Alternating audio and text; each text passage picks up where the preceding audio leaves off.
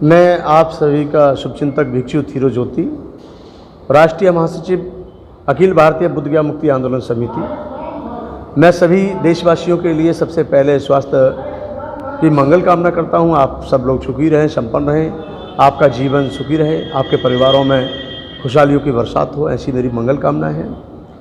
मेरे प्रिय देशवासियों, सबसे पहले मैं साधुवाद देना चाहूँगा अपने बहुजन मीडिया के समस्त कार्यकर्ताओं को, साथी श्रोताओं को, दर्शकों को, और जो लोग इसको दिन रात बढ़ाने पर लगे हुए हैं, दबी आवाज़ों को उठाने के लिए कार्य कर रहे हैं। जितने भी बहुजन मीडिया के हमारे जिम्मेदार जो चैनल के सर्वे सर्वा हैं, वो साधुवाद के पात्र हैं, क्योंकि कहीं ना कहीं वही चैनल हैं, सोशल मीडिया है, वही बहुजन चैनल हैं जो सदियों से आवाज़ें दबी हुई हैं, उन आवाज़ों को उठाने का काम करने का कार्य जो कर रहे हैं, ये सब साधुवाद के पात्र हैं। क्योंकि स्ट्रीम मीडिया हमारा साथ नहीं देती, स्ट्रीम मीडिया हमारी आवाज़ नहीं सुनती है, स्ट्रीम मीडिया हमारी बात तक सुनने को तैयार नहीं है, और कहीं सुन भी लेती है तो उस आवाज़ को उठाने को तैयार नहीं है। ऐसे माहौल में एक बहुजन मीडिया का तैयार होना, सोशल मीडिया के माध्यम से देश के कोने कोने में सच्चाई की आवाज़ को पहुंचाने का जो काम कर रहे हैं, ये बहुत ही एक पुनीत कार्य है। आज मैं विशेष चर्चा को लेकर के आपके सामने आया हूं। मुझे पूर्ण विश्वास है कि आप मेरी बातों को समझने का भरसक प्रयास करेंगे। जैसा कि मैंने सुना है और ये बात सही है, वो देखा भी था, सुना भी था, जाना भी था, पहचाना भी था, लेकिन कहीं ना कहीं बड़ा दुख और कहीं ना कहीं बड़ा सुख की अनुभूति भी होती है। कहीं सत्य की जीत होती है तो कहीं असत्य की भी जीत हो जाती है। बोधिसत्व संत रविदास जी का मंत्र, संत रविदास जी का मंत्र, जो कि सैकड़ों साल पुराना था, ऐतिहासिक मंत्र था, और इतना ही नहीं, उस सैकड़ों साल पुराने मंदिर को, ऐतिहासिक संत रविदास मंदिर को ध्वस्त कर दिया।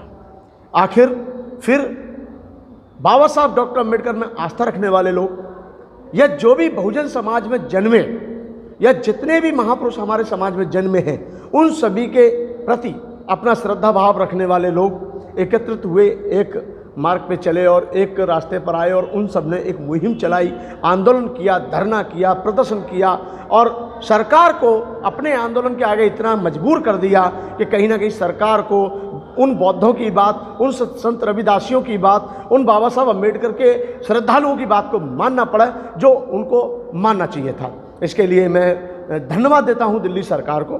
दिल्ली सरकार ने बौद्धों की आवाज़ को सुना, संत रविदासियों की आवाज़ को सुना, यहाँ तक कि बहुजन समाज के जो लोग आंदोलन कर रहे थे बड़ी संख्या में, उन समस्त लाखों संख्या में जो उपस्थित हुए थे बहुजन समाज के लोग, उन सभी की भावनाओं का सम्मान करते हुए सरकार ने एक फैसला किया और ज़मीन कहीं ना कहीं संत रविदास जी को दे दी। इसके लिए मैं दिल्ली सरकार का तहे दिल से अभिनंदन करता हूं, साधुवाद देता हूं, और बहुत बहुत साधुवाद के पात्र हैं वो लोग। लेकिन कहीं ना कहीं एक अजीब सा संकोच मन में बना रहता है, मन में ये चर्चा चलती रहती है कि 700 कैनल जगह, जो 700 कैनाल जगह थी, जो बहुत ही भव्य रूप में वहाँ पर एक ज़मीन आवंटित हुई की थी, और वहाँ पर ऐतिहासिक संत रविदास मंदिर बना हुआ था, लेकिन उसी जगह को 700 कैनल में से कटौती करके मात्र 450 गज का प्लॉट, जिसको प्लॉट कह सकते हैं, भूमि नहीं, अस्तित्व खत्म ही कर दिया। बड़े मंदिर का अस्तित्व जो था वो खत्म कर दिया,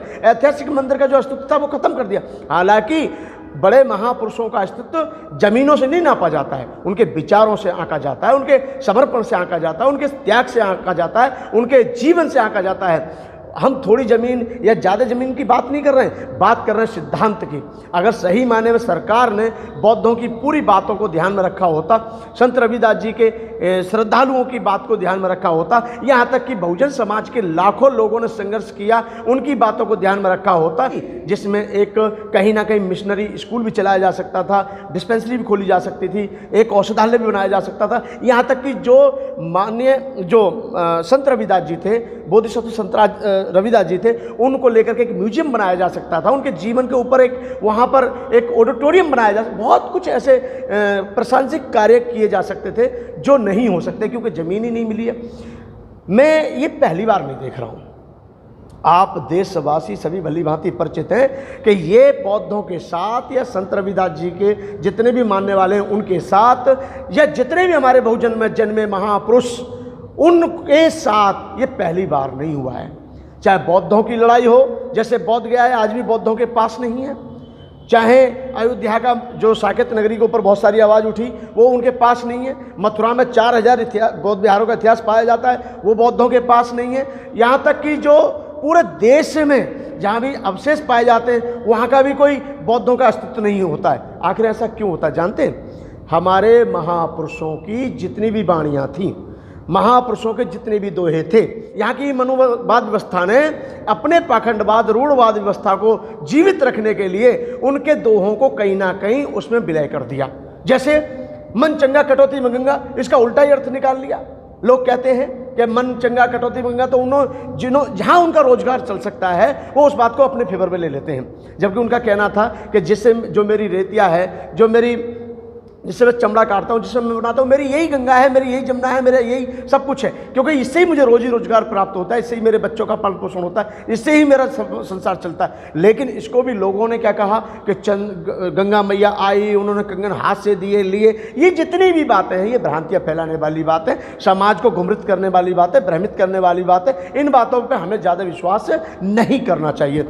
और ये पहली बात नहीं है। जैसे ए.वी. पेरियार, जिन्होंने इतनी बड़ी क्रांति की, जिन्होंने पूरे देवी देवताओं को ले जा करके सराहने का काम किया, और उन्होंने एक एक जो वर्णवाद व्यवस्था थी उस पर ठीक प्रकार से प्रहार किया, लेकिन उनके प्रहार को कोई मानता नहीं है। उनको भी मूर्ख की उपाधि देते हैं लोग। कहते हैं वो एक सरपराज साधु था, वो ऐसी बातें करता था, वैसी बातें करता था। जो भी है, ऐसे ही हमारे संत गाडगे महाराज जो महाराष्ट्र में जन्मे, और भी महाराज अच्युतानंद, या जितने भी गुरु घासीदास, बहुत सारे ऐसे महापुरुष हमारे समाज में जन्मे हैं। जैसे बाबा साहब डॉक्टर अम्बेडकर बाद में आए। बाबा साहब अम्बेडकर ने हजारों साल पुरानी जो गुलामी थी, हजारों साल पुरानी गुलामी की जंजीरों में जकड़ा हुआ समाज था, उसको तोड़ने का काम किया, और उन्होंने बौद्ध धर्म को स्वीकार किया। और उन्होंने ये सिद्ध करके दिखाया कि जितने भी हमारे महापुरुष बहुजन समाज में जन्मे थे, जिन्होंने अपना जीवन समस्त बुद्ध के मार्ग पर चलने में लगाया था, लेकिन उस व्यवस्था ने उनको तोड़ मरोड़ के पेश कर दिया।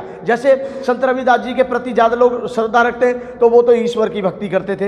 ये गलत बात है, ये हम मान ही नहीं सकते, क्योंकि संत रविदास, संत कबीरदास, गुरु कबीरदास, उनके बारे में कहा जाता है कितने अच्छे अच्छे उनके दोहे हैं। उन दोहों को कोई नहीं बताता है। बुरा ढूंढन में चला, बुरा ना मिले मुझे कोई, जब मन देखा अपना, मुझसे बुरा ना कोई।